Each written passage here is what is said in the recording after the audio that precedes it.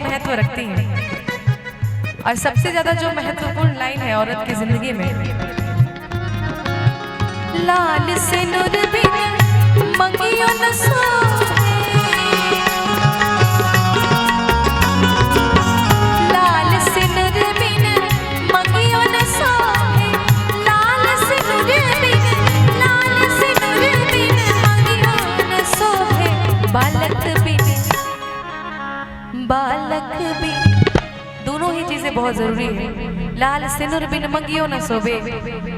जिससे दो परिवारों का जुड़ाव होता है एक सिंदूर की वजह से। लाल सिनुर बिन मंगियो न सोबे, अरे बालक बिन गोदिया न सोबे राजा, बालक बिन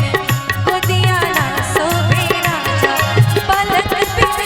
गोदिया न सोबे राजा, बालक बिन गोदिया न सोबे राजा, कोयल बिन बगिया न सोबे राजा, कोयल बिन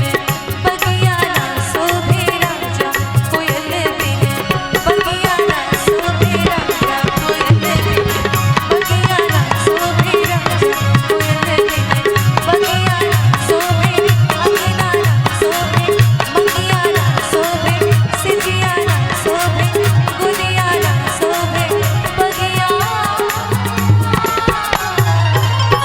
अरे न सोबे राजा।